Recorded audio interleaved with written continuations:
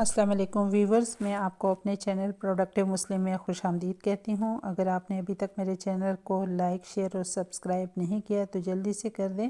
ہماری آج کی ویڈیو روزے رسول کی حاضری کا ایک عجیب واقعہ۔ باللہ شیخ ابن ذؤب یمنی کی عادت تھی کہ ہمیشہ اپنے وطن سے سفر کر کے اول حج ادا کرتے اور پھر زیارت روزہ رسول صلی اللہ علیہ وآلہ وسلم کے لیے حاضر ہوتے تھے۔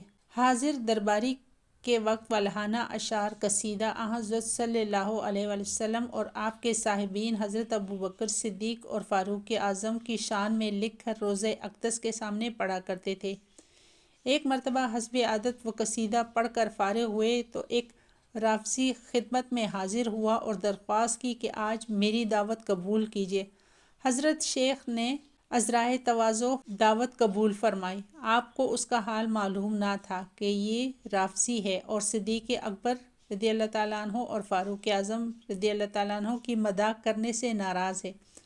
آپ حسب وعدہ اس کے مکان پر تشریف لے گئے۔ مکان میں داخل ہوتے ہی اس نے دو حبشی غلاموں کو اشارہ کیا جن کو پہلے سمجھا رکھا تھا، اور وہ دونوں اس ولی اللہ کو لپٹ گئے اور آپ کی زبان مبارک کاٹ ڈالی۔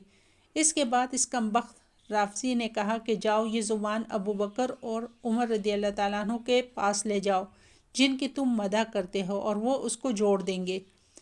شیخ موصوف کٹی ہوئی زبان ہاتھ میں لیے ہوئے روزہ اقدس کی طرف دوڑے اور روزہ مبارک کے سامنے کھڑے ہو کر اپنا واقعہ ذکر کیا اور روئے۔ جب رات ہوئی تو خواب میں سرور عالم صلی اللہ علیہ وسلم کی زیارت سے مشرف ہوئے، اور آپ کے ساتھ آپ صلی اللہ علیہ وسلم کے صاحبین دونوں بھی اس واقعے کی وجہ سے غمگین صورت میں تھے۔ حضرت صلی اللہ علیہ وسلم نے شیخ کے ہاتھ سے یہ کٹی ہوئی زبان اپنے دست مبارک میں لی اور شیخ کو قریب کر کے زبان اس کے منہ میں اپنی جگہ پر رکھ دی۔ یہ خواب دیکھ کر شیخ بیدار ہوئے تو دیکھتے ہیں کہ زبان بالکل صحیح و سالم اپنی جگہ پر لگی ہوئی ہے۔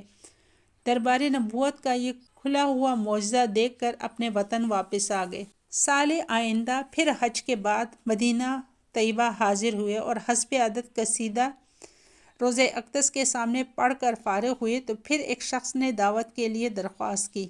شیخ نے پھر قبول فرمائی اور اس کے ساتھ مکان میں داخل ہوئے تو وہی پہلے دیکھا ہوا مکان معلوم ہوا۔ خداوند تعالیٰ کے بھروسے پر داخل ہوئے۔ اس شخص نے نہایت عزت و احترام کے ساتھ بٹھایا اور پرتکلف کھانے کھلائے۔ کھانے کے بعد یہ شخص شیخ کو ایک کوٹری میں لے گیا۔ وہاں دیکھا کہ ایک بندر بیٹھا ہوا ہے۔ اس شخص نے عرض کیا کہ یہ وہی شخص ہے جس نے آپ کی زبان قطع کی تھی۔ حق تعالیٰ نے اس کو بندر کی صورت میں مسخ کر دیا ہے۔ یہ میرا باپ ہے اور میں اس کا بیٹا ہوں۔ سرور عالم صلی اللہ علیہ وآلہ وسلم کے معجزات کے سامنے یہ کوئی بڑی چیز نہیں، لیکن اس سے یہ امر اور ثابت ہوا کہ آپ جس طرح روزہ اقدس میں زندہ تشریف فرما ہیں، اسی طرح آپ کے معجزات کا سلسلہ بھی جاری ہے۔ اس قسم کے واقعات ایک دو نہیں، سینکڑوں کی تعداد میں امت کے ہر طبقے کو پیش آتے رہتے ہیں۔ اللہ حافظ۔